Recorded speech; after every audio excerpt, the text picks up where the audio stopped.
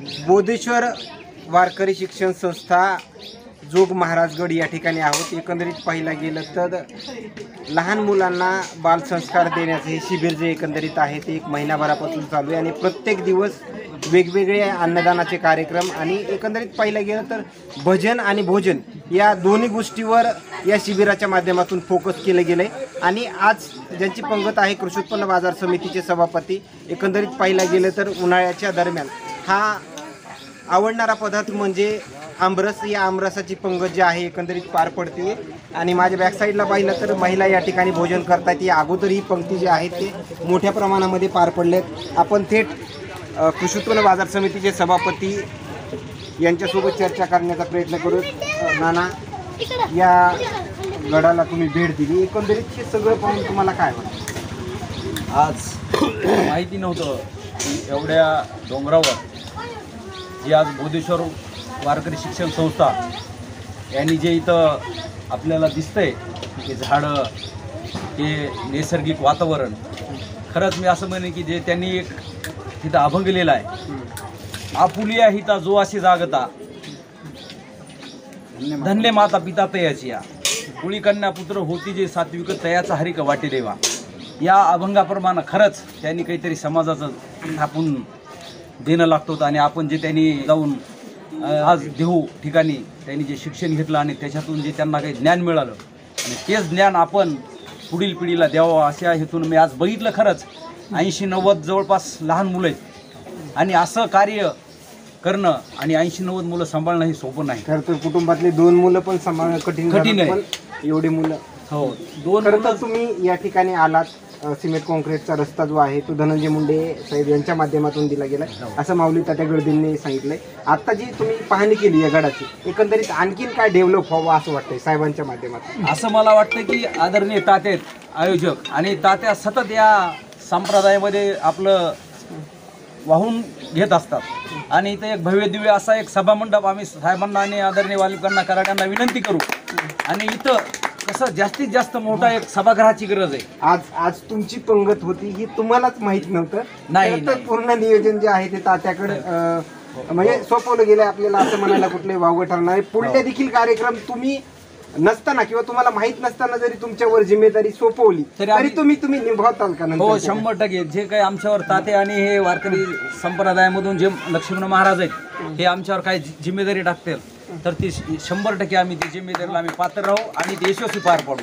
खरं तर ग्रामीण भागातले भजनी मंडळांची संख्या ही दिवसेंदिवस कमी होत चालली आहे। ही निर्माण होणारी पोकळी या संस्थेच्या अशा माध्यमातून भरून निघेल 100%। जे तुम्हाला दिसतंय 80-90 मुलं सांभाळणं आणि 80-90 मुलाचं इथं शिक्षण, जे प्राथमिक शाळा असो किंवा आध्यात्मिक असो, ह्या दोन्हीची सांगड घालून जे महाराज करते त्या महाराजांचं मी इतकं मनापासून कौतुक करीन की भावी पिढी कशी वाम मार्गाला लागायली तर ती वाम मार्गाला न लागू देता हे 80-90 मुलं काही ना काहीतरी काम करून वाम मार्गाला जाणार नाहीत, हे एवढं हे असं पुण्याचं काम करतात।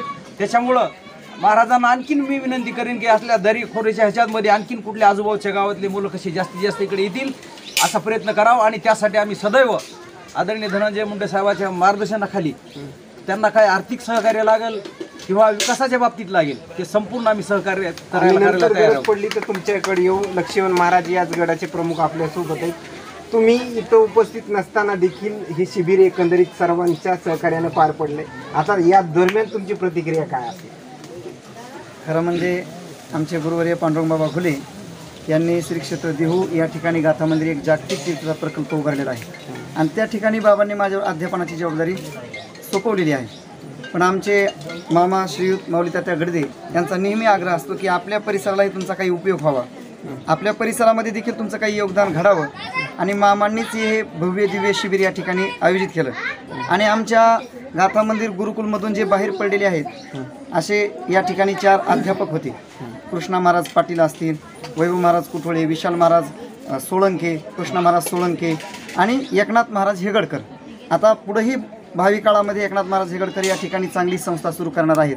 आमचं अधूनमधून येणं जाणं राहणारच आहे, पण या सगळ्या उपक्रमाला अत्यंत मोलाचं सहकार्य या सगळ्या मंडळींचं आहे। आदरणीय नाना असतील, आदरणीय मामा असतील, यांच्या सहकार्यामुळं हे इथपर्यंत कार्य आमच्या गैरहजेरीमध्येही तात्या म्हणाले होते की तुम्ही साहेबांपर्यंत गेलात, साहेबांनी लगेच तुमच्या या रस्त्याचं सिमेंट कॉन्क्रीटचं काम केलं की काही विलंब वगैरे लागला? लगेच म्हणजे मामांना मी सहज म्हटलो की आमचे गुरुवारी आमच्या घरी आले पाहिजेत.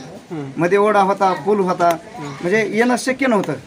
पण मामांनी ते हे केलं आणि दुसऱ्या वर्षीच आमचे गुरुवारी या ठिकाणी आले.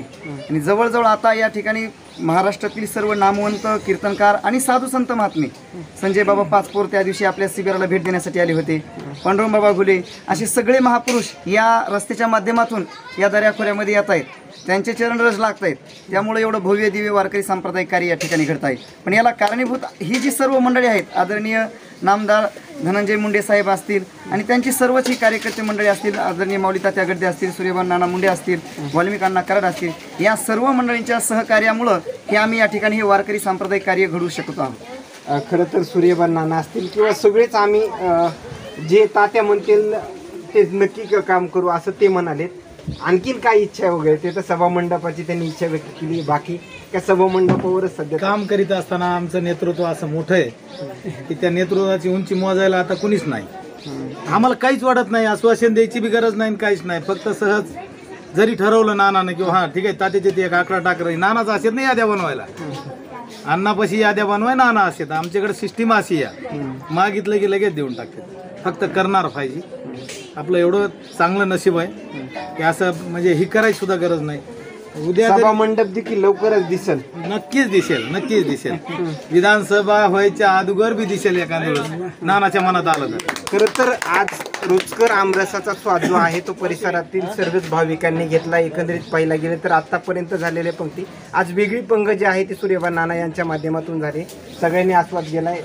तुमची काय प्रतिक्रिया असणार आहे, कारण की या महिन्याभरामध्ये तुमची साऊंड सर्व्हिस मंडप पण माझी एकच प्रतिक्रिया आहे की 1 महिना आध्यात्मिक कार्यक्रम ह्या ठिकाणी चालला आणि तात्याच्या आणि नानांच्या मार्गदर्शनाखाली, आणि ह्या ठिकाणी आता त्यांचा आमरसाचा मी अतिशय सुंदर असा समाज घेतला. आणि त्या ठिकाणी आणि काय घरच्या आमरसाच्या पंगत माहितीच चवीमध्ये आणि या पंक्तीतल्या आमरसाची विशेषता आहे. विशेषता ह्याच्यामध्ये चव म्हणजे विशेषता लागली.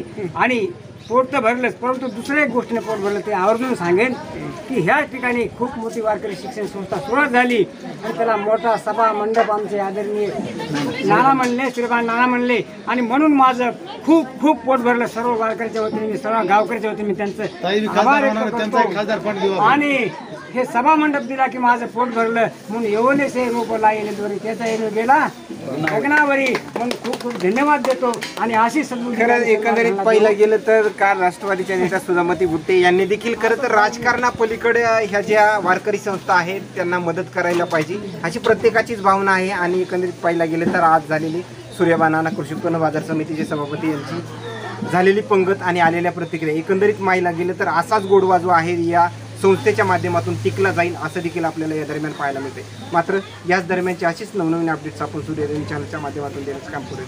कॅमेरामॅन असुरबा मुंडे सोबत सचिन मुंडे, सूर्योदय मीडिया, बीड परळी.